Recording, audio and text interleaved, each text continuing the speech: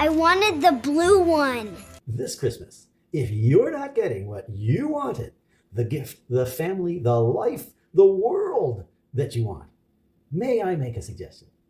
Try gratitude. It's guaranteed to turn your frown upside down. Have you ever noticed how easy it is to focus on what we didn't get?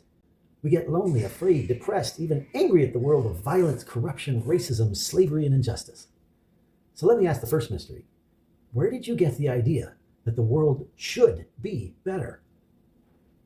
And here's another mystery. Why be thankful when the world feels this broken? Because whether you realize it or not, you've already been given the greatest gift in human history. And we take it for granted, which is another mystery.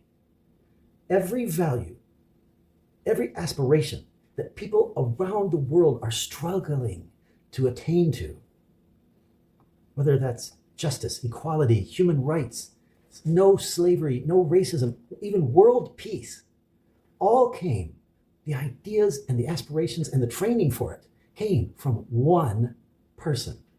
No, it wasn't Santa Claus. So then, who was it?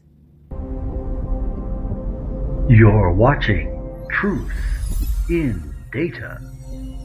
Tom Holland, secular historian, traced back the history and laid out the facts that these human values that we all hold dear, the best aspects of our culture that inspired the United States Constitution and Bill of Rights, and later the United Nations Human Rights, the principal reason why we find these ideas obvious and still take it for granted, that every human life is of equal value, every life matters, yes, is because we were taught and shown how to love one another by Jesus. Jesus is the reason for the season, literally. Jesus was the first and most influential person to show respect for women equally and treat them equally under the law as well. People of all gender and race. He ended racism for his own culture to this day, and it's because of his teaching from the Christmas carol, "The slave is our brother," is why we abolished slavery, at least officially. Now, we still have more work to do. Yes, I get that. But Jesus put us on the right track. What Christmas is all about, it's gratitude for Christmas itself, the Christ Mass, which is the honoring and grateful respect for Jesus. And there's something even more powerful that gets overlooked. Clearly dated and documented 700 years before Jesus was born, there was a prophecy about a coming Savior for the whole world. What the word Christ, that's what it means. This Savior was to be called the Prince of Peace. The word peace there is Shalom. It just doesn't mean no war. It means wholeness, completeness, nothing missing, nothing broken. All these wonderful values we hold dear with everything working the way it should. Oh, won't that be nice?